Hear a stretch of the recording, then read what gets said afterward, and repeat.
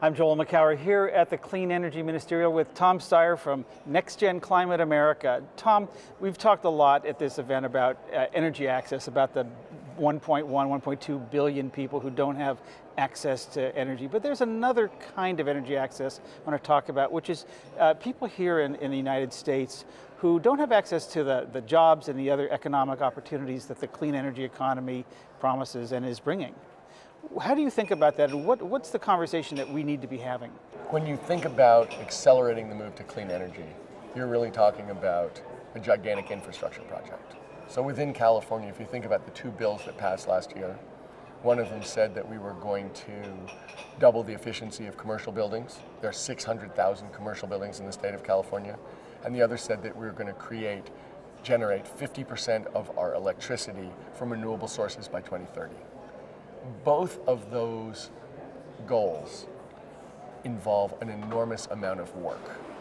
You know, if you think about redoing the energy systems in 600,000 commercial buildings, that's a lot of human buildings going into those buildings and doing work over the next 14 or 15 years. When you think about generating 50% of our electricity from renewable sources, that's a lot of solar arrays, that's a lot of windmills, and someone's going to have to build those. And then they're going to have to hook them up to the grid, and they're going to have to rebuild the grid itself so that it can take in that kind of intermittent energy.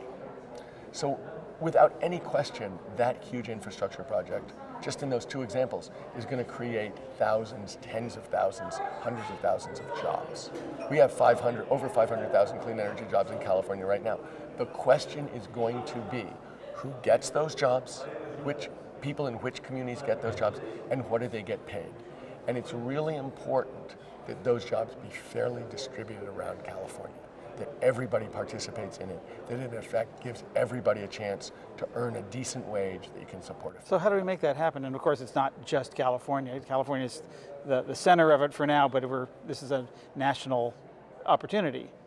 Well, I think that the fact of the matter is we've done some things as a state. We've been pushing for a $15 minimum wage, but it's much more than that. I think an awful lot of those huge projects are going to have to be fair labor projects, and they're going to have to be done, in a fair way. So, and then the organizations involved with filling those jobs are going to have to reach out to different communities and make sure that we have a diverse workforce that reflects our entire society, our entire community. Because right now, California has, an incredible amount of inequality in terms of income.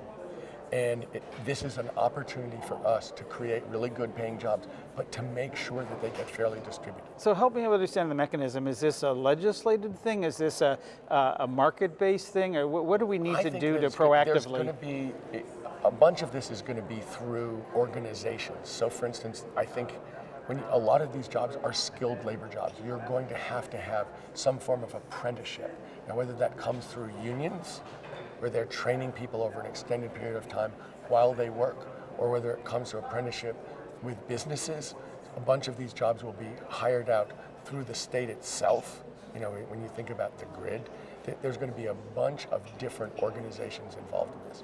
But I think as a society, we're going to have to think ahead of time, intentionally, that this is something that's got to be, these jobs have to be fairly distributed, and people have to be included and respected, and it's got to be broadly spread throughout society. What's your ask of the business community, our audience of both big companies and small and mid-size, in terms of what do you want them to see them doing to really help the solution come to bear? I think from the business community, we have a situation where we need to be training and educating the workers of tomorrow, and then including them in the system.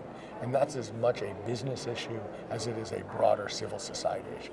So when I think about trying to get a diverse workforce, that doesn't just happen. You have to decide that that is something valuable in and of itself and go out and make sure it happens. And when it's over, you'll have a better workforce and you'll be certainly glad you did it. But people are going to have to decide that that's part of what we're doing as a society, and that's one of the benefits that's going to come through having this huge infrastructure project that we absolutely have to undertake and that we're going to undertake. I imagine since all these jobs are local jobs, that there's an opportunity for companies at the local level with with community colleges, with community organizations, with labor unions. To hook into existing institutions. Do you see that happening now? Yes, I do. It's got to happen much more, but it absolutely is happening. And let me say this: when I was co-chairing Proposition 39 in 2012, which was about closing a tax loophole and using half the money to fix up our schools from an energy standpoint, one of my co-chairs was the President Pro Tem of the Senate, Kevin DeLeon. And Kevin represents a poor section of Los Angeles and is from the Barrio Logan part of San Diego. And he said, Tom, just be aware, the people in my district may not be able to afford solar panels on their houses because the houses might fall down. But we are very interested in participating in the work of building out the renewable economy, of building out this clean energy economy. That is really important to my constituents, and it's really important to me.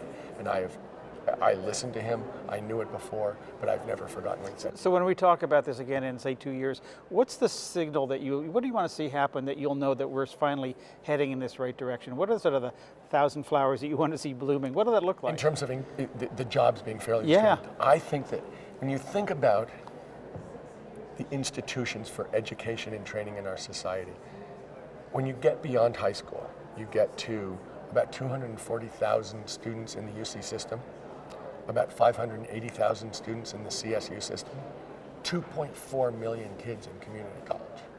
So you ask about community college. It is really important that our community colleges be part of this training success. It is important that our organized labor unions be part of this training success, broad-based, reaching out to different communities. And it is important that the people in government understand, not just in civil society, but also in government, understand that this has got to be a goal. That when you're a state as diverse as ours, we have to rise together. Yeah. And that is something, so I'm going to be watching to make sure that those institutions are in fact performing the function that's so important to train our citizens for the 21st century. And I'm highly confident they'll do it, but I want to make sure they do it. All right, to paraphrase Trust but verify. Tip O'Neill, speaking of Reagan-era references, all clean energy jobs are local, right? Yes. Yeah. Tom Steyer, thank you very much. Total pleasure, Joel. Thanks.